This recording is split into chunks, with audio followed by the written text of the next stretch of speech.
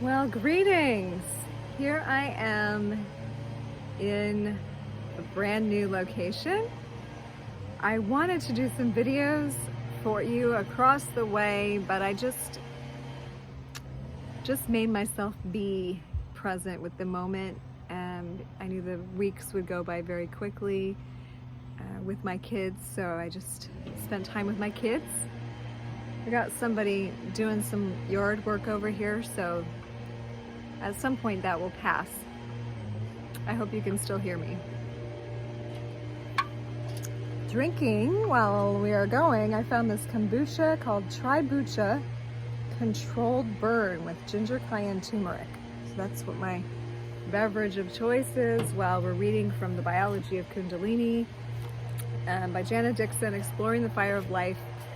I know we're talking about hormones last time we were together, weeks ago, but I'm not as sure exactly which one we ended with, so I'm going to go ahead and just begin on page 150 with oxytocin, because oxytocin makes you feel good. So we're talking about the biology of awakening and the hormone processes that are normal in the body, and then of course how they shift with an awakening. So oxytocin, the love peptide, is released into the bloodstream from the posterior pituitary in response to a variety of stimuli, such as suckling, childbirth, or certain kinds of stress, as well as hugging, kissing, smiling. Oxysynergic neurons display widespread projections throughout the central nervous system and in peripheral tissues such as the uterus, placenta, amnion, corpus luteum, testes, and heart. Oxytocin receptors have also been identified in other tissues, including kidney, thymus, pancreas, and even fat cells. It is interesting that, in rats at least, the amygdala contains receptors for vasopressin, whose activation increases aggressiveness and other signs of fight or flight response, and oxytocin, whose activation lessens the sign of stress. So we're seeing in the amygdala receptor sites for vasopressin, which increases the fight or flight, and oxytocin. So both are present, the ones that make you fight and the ones who lessen stress. Those are both found in that part of the brain. During Kundalini awakenings, there are some liberal squirtings of oxytocin with some very interesting somatic emotional consequences. Before any inner conjunction and samadhi, there must be a fair amount of this chemical in order to calm one prior to the paralysis event. So it's saying it's readying your body for this extreme sensation, right? Along with all the bliss chemicals, there must be oxytocin as well. Oxytocin is considered the hormone of bonding and trust. It has been labeled the cuddle hormone, increases during nursing, and skyrockets in men and women during orgasm. Oxytocin exerts potent anti-stress effects that modulate the neuroendocrine reflexes to establishments of complex social and bonding behaviors related to the reproduction and the care of the offspring. So our body is utilizing this to help us connect with each other and also to care for the children that we create. So we must have this hormone. It brings us together. It actually helps promote procreation, it sounds like. And that makes sense, right? It has to feel good to procreate, to bring and to, help people be raised. It has to feel good on some level, even though there's obviously stress hormones involved as well. The oxytocin system is strongly regulated by gonadal and adrenal steroids. Before the onset of labor, uterine sensitivity to oxytocin markedly increases, concomitant with a strong upregulation of oxytocin receptors. So when the birthing cycle is about to begin, then we've got all these oxytocin receptors, right? As well as sensitivity. The many other reproductive roles oxytocin plays Includes stimulation of uterine smooth muscles, contraction during labor, milk ejection during lactation, milk letdown reflexes, estrous cycle length, follicle luteinization, ovary steroidogenesis, spontaneous erections, and ejaculation. Oxytocin is undoubtedly elevated during some of the peak experiences of Kundalini influx, such as the inner conjunction samadhi, silver cord, and mystic ecstasies, when the helix cord of energy goes down to the ground from the pelvis. Also during the false pregnancy events when Kundalini is working on the belly, and you can feel like a ghost pregnancy kind of thing. Oxytocin stimulates contractions of the uterus at the time of birth, so it is probably dominant during mystical ecstasy. Oxytocin is higher in women and gives uterine contractions. This is perhaps why females have more spontaneous orgasms than men. Oxytocin and testosterone in differing qualities are used both by the male and female body. Estrogen seems to enhance the effects of oxytocin, while testosterone seems to reduce its effects. Because oxytocin is great spiritual incentive for upgrading our ability for compassionate action, it says, I'm sorry, I skipped a line. Because oxytocin is one of the main chemicals involved in the actual initiation of Kundalini, there is great spiritual incentive for upgrading our ability and compassionate action. So if it didn't feel good initially to have awakenings and to begin to connect with that energy within ourselves and within life and start to see life from a different vantage point, then there would be no incentive, right? That initiation into deeper spirituality makes it feel good to feel compassionate about other humans and towards other humans and towards ourselves. So what a beautiful design. This explains why compassion, generosity, and caring action for others is essential to the spiritual path, for it is the very stones on the path. Compassion, generosity, and caring for others, the stones on the spiritual path. Let's talk about that for a moment. I mean, let's look at the world that we're living in and what is really trying to be pushed very hard. And we can see that if there was a malevolent force, and there is, that is going against the evolutionary progression of humans, the spiritual awakening of humans, it would be basically telling you to do the opposite, telling you not to have compassion for your fellow human, not to be generous, not to care. So I bet each and every one of us can identify that on the news, on the political agendas, that's teaching lack of compassion, that's teaching the opposite of generosity. In fact, hostility is the opposite of these things and is de-evolutionary.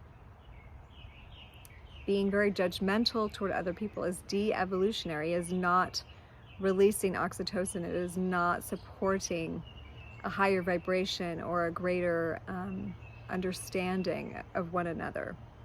Caring action for others is essential to the spiritual path. No walking of compassion, generosity, and caring means no spiritual path. Now, there's different ways you can show compassion. I'm not saying you can't have tough love. There's different ways where you can be generous, and that doesn't always mean giving everything you have. Sometimes the most generous thing you can do is withhold something, because it can be a teaching moment. And to care for someone doesn't always mean letting them do what they're doing. Caring can also be a stopping. So don't mistake these terms for being walked on or being too nice or just allowing whatever or just taking a step back. The question to ask is, what is the most generous action right now, or most generous stance? How can I care the most about humanity and myself and my family? What actions are showing that? And in what ways am I being generous? And also allowing others to be generous to me. Okay, let's juxtapose oxytocin with cortisol.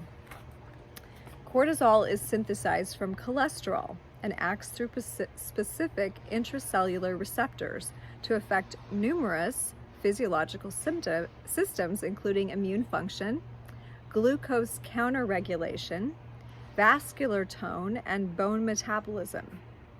The stress hormone cortisol is released to generate energy during times of stress, along with the hormones epinephrine and norepinephrine that constitute the fight or flight response to any perceived threat, internal or external, okay?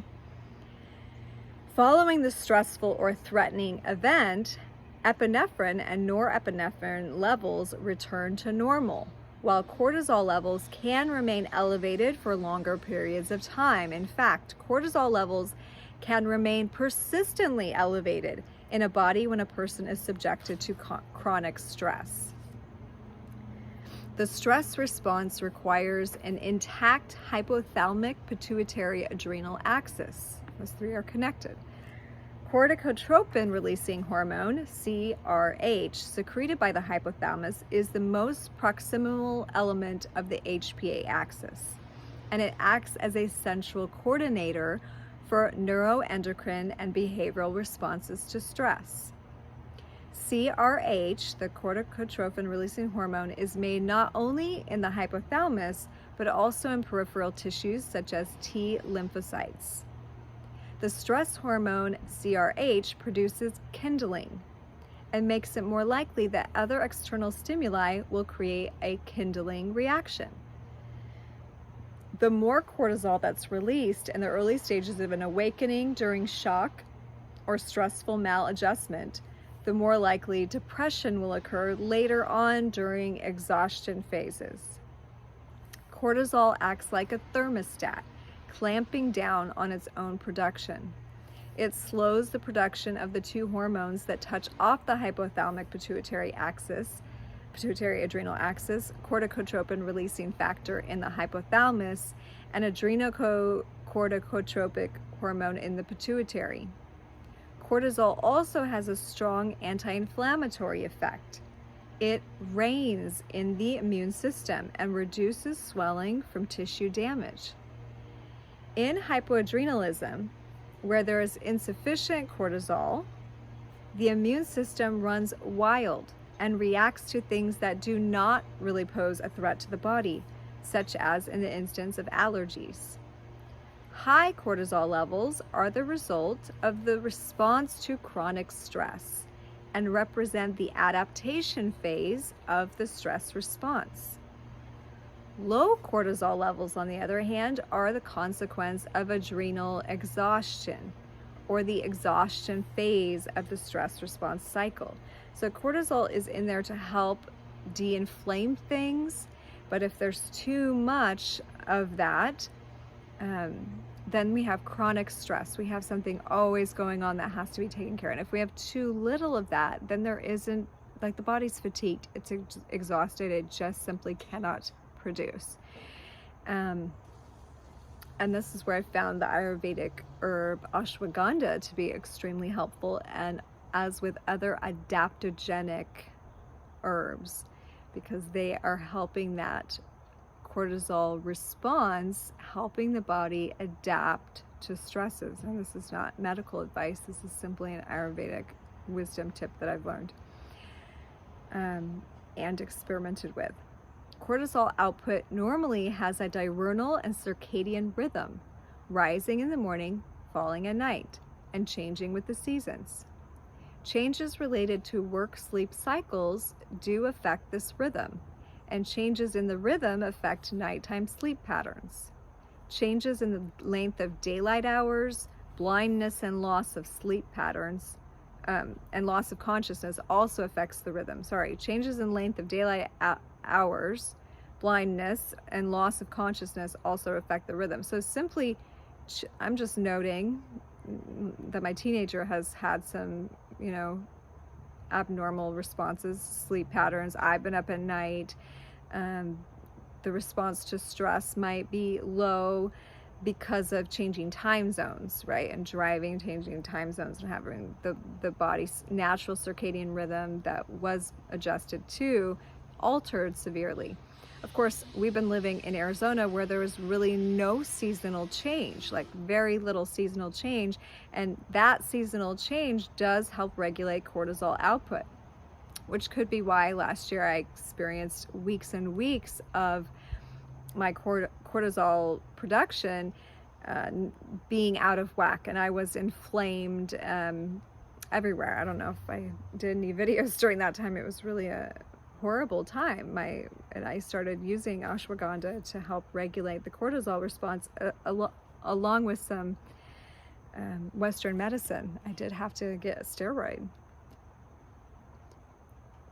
And sometimes that need to regulate requires both systems to come and work together, and that's an alchemical process of using Eastern and Western medicine together to support something that's out of whack, because the out of whack can come from a lot of different things all at once. And I'm not saying just the lack of seasons was the only thing. There's other stressors occurring as well. So cortisol levels might be one of the main factors in the timing of Kundalini awakening and its various phases. Cortisol opposes and works to balance the action of insulin on glucose storage. When insulin lowers blood sugar past a certain point, cortisol level increases to raise blood sugar. Cortisol metabolizes amino acids from muscles to increase protein breakdown, mobilize fatty acids to increase lipid concentration in the blood, and increases blood glucose concentration. At the same time, the other tissues of the body, such as viscera, decrease their use of glucose as fuel. Cortisol also leads to the release of so-called fatty acids, an energy source from fat cells, for use by the muscles. Taken together, these energy-directing processes prepare the individual to deal with stressors and danger and ensure that the brain receives adequate energy sources. So the cortisol levels are really important, and my son has type 1 diabetes at this moment, and I'm just realizing how important the cortisol is. And I've known that the stress is definitely something that affects him, but how much that affects blood sugar is good to be reminded. Cortisol stimulates fat and carbohydrate metabolism for fast energy and stimulates insulin release and maintenance of blood sugar levels, resulting in an increase in appetite. Thus, chronic stress may lead to cortisol levels that stimulate your appetite, but then the end result is weight gain. While muscle growth is adversely affected by cortisol by preventing the production of prostaglandin in response to training or mechanical stimulation and eating and insulin action. A low glycemic diet is important for stress handling, for sugar handling. Stress increases cortisol levels. So a low glycemic diet is important for sugar handling. Stress increases cortisol levels. Elevated cortisol in turn aggravates sugar metabolism situation, contributing to the development of high insulin levels and ultimately diabetes. So definitely in every case of type 1 diabetes, there was a huge stressor that was there ahead of time. And oftentimes it's a virus in the body that triggers the stress response, but it can be another major stressor or a combination of stresses, which sends that cortisol level completely out of whack, and then the body is just constantly attacking the pancreas so that it's not producing. The adrenal cortical hormones suppress inflammatory processes, healing processes, and the immune system.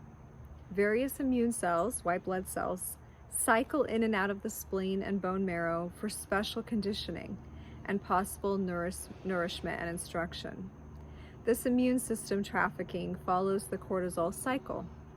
High stress levels produce high levels of cortisol in response.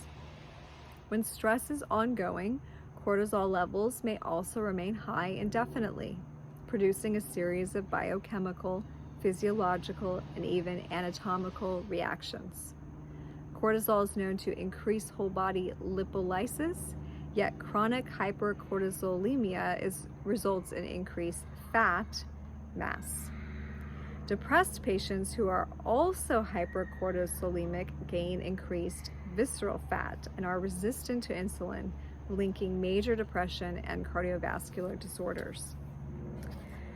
This section is almost complete, so we're just going to end with the hippocampus, but I am reminded again, of course, there are sometimes genetic dispositions that leave a weakness in the body, which is usually the case with type 1, is there is some kind of genetic weakness. So when the stress is going on, and at that time it was his home breaking up and him moving at moving several times, which was a lot of, I didn't realize how much stress it was going to be for him. And then the genetic disposition was there, as many of my aunts and uncles on my mother's side were and are type 1 diabetic. And so there was that genetic disposition. So that pushed him over. So in his care, we are working mostly on finding him low stress environments, places that help harmonize his system. The ashwagandha is one of the protocol that we like to implement, and massage and meditation, doing kriyas, things like that to help his body regulate. So let's end with the hippocampus. It's the region of the brain that deciphers and stores emotional and sense memory. It is the most plastic, changeable, and vulnerable area of the brain. Nerve cell generation in the hippocampus slows down or stops with the adrenal hormones or with sustained cortisol levels. Okay, so the ability to store emotion and memory stops actually if your stress is too high. With sustained cortisol levels of chronic stress. It also responds to gonadal, thyroid, and adrenal hormones, which modulate changes in synapse formation and dendritic structures. The level of cortisol at the cell level controls thyroid hormone production.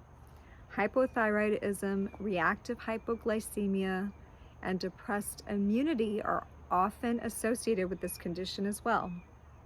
Long-term exposure to high cortisol levels may eventually result in changes such as osteoporosis, muscle weakening and wasting, high blood pressure, increased abdominal fat disposition, immune dysfunction, steroid-inducing diabetes, and cardiovascular disease. Another serious consequence may even be eventual fatigue and failure of adrenals. The exhaustion phase of a Kundalini awakening needs to be treated as a general hypofunctional downregulation of all body systems. Repeated and prolonged stress leads to the depletion of the adrenal glands and other glands and organ systems. It is the stress response itself that is damaging because the body spends so many resources on allostatic adaptation, and it causes the economy of the body to become bankrupt. So even think about the society, the economy of the society. If there is high stress in society, that also causes a depression in society because we work and function as an organism as a whole, just like our bodies. An underworking hypothalamic pituitary adrenal axis is one of the results. Professor Vladimir Dillman described an age-related syndrome that he named hyperadaptosis. Hyperadaptosis, or adrenal burnout, results from cortisol resistance and hypercortisolemia. Hypothalamic cortisol receptors become progressively less sensitive with age. So cortisol receptor sensitivity in the hypothalamus determines the biological age of the adaptive homeostat. To recover from chronic stress response, it is necessary to increase receptor sensitivity to cortisol. So we have to increase our sensitivity to this hormone cortisol, okay, which then lowers cortisol levels, reducing cellular damage. This reduces loss of brain cells, improves glucose tolerance, reduces body fat, and preserves bone density.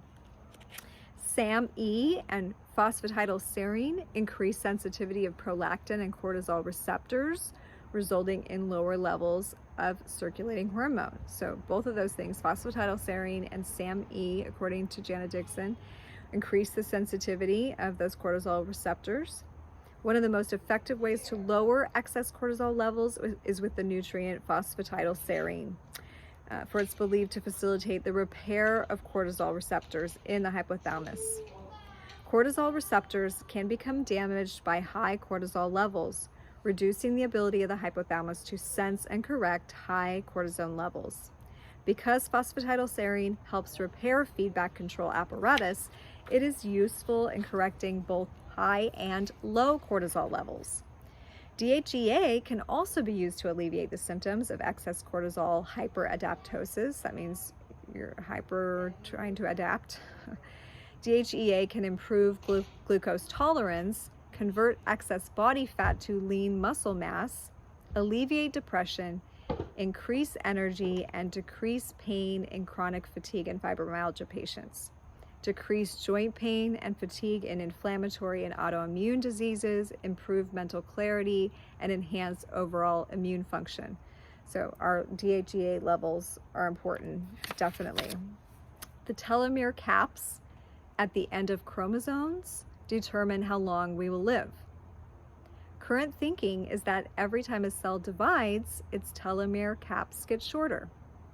Once the telomere gets short enough, cells have a hard time dividing and perhaps become senescent. It has become found that chronic stress appears to speed up this process. When cortisol is present for long periods of time and in excess quantities, it becomes extremely toxic and can do damage to the immune system. It also diminishes muscle mass and leads to shrinkage of our vital organs and thinning of the skin. Our brain or our neurons are extremely sensitive to the effects of cortisol, which in excess can cause brain cells to die. Magnolia bark extracts help lower stress response, anxiety, and depression almost immediately. Magnolia extract promotes enhanced survival and growth of injured brain cells, counteracts adrenal fatigue, reduces inflammation and pain, protects against seizures, acts as an antidote for pesticides, plays a significant role in alleviating asthma.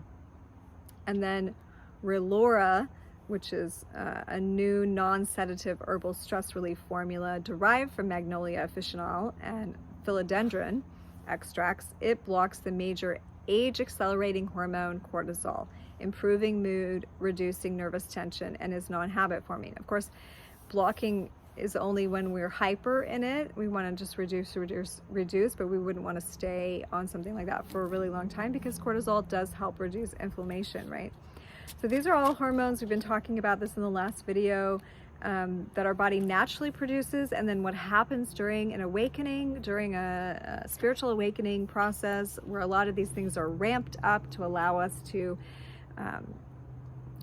take in the cosmic energy that is showing us a bigger version of life, a bigger version of ourselves that can make us look at our lives again differently.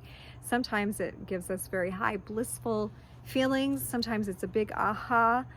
Sometimes it can be very overwhelming and feel like it was a dream. Remember, we spoke about that earlier in the book. And then after this can come and does come a crash or a burnout integration time where the body has to process all of that influx that just came into the nervous system and deal with all the hormones. And that's why it's important to supplement and take care of the body so that even an awakening can be a massive stress response. Remember, the cortisol and oxytocin sensitivity is increased in the brain, in the amygdala and other parts of the body, so that we do experience both the bliss and the good feelings of the awakening of the presence of God within ourselves, and then also the body has to deal with the stress of that because it is a stressor. So on the bigger picture, if you are preparing to stand in the presence of God, or to stand in the light of consciousness, or be in the presence of a higher awareness system, whatever you want to call it, expand your thinking to meet extraterrestrials, or really understand this world and its many realms, then first the body has to be prepared, right? The body has to be prepared to handle the stress of that frequency, of that light, of that awareness, and be able to hold that consciousness and have the proper hormones working and functioning in order to take care of the stress that is on the body. So we can't just coast through on fast food and expect to handle the mass awakening unless we have a very strong mental attitudes where we can transmute with our minds.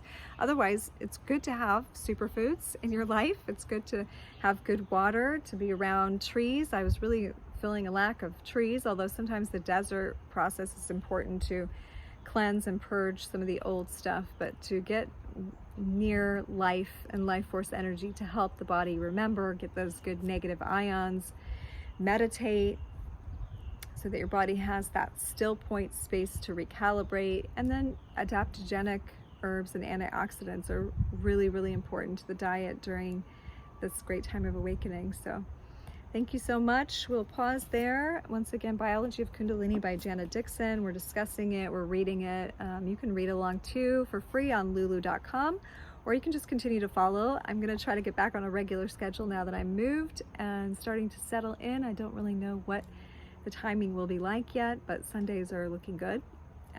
So if not every day, then maybe once a week we'll do this. And I'd love to hear back from you. What's going on with you and your awakening? If there's any way that I can support you, I do offer one-on-one sessions to support you during the process. Understand the process of awakening and transformation. Gone through many, many layers and initiations myself, so I'm here to support you, to hold space for you. I do offer readings. I do offer recommendations and support for life force energy management in the form of yoga, meditation, different classes in that way, or you can find some practices here on my YouTube channel. I do work one-on-one with people if you feel like your awakening journey needs a helping hand. You can reach me and find out more about that by emailing me stageofbliss@gmail.com. So thank you so much for joining me again today for this reading, and we'll see you next time. Namaste.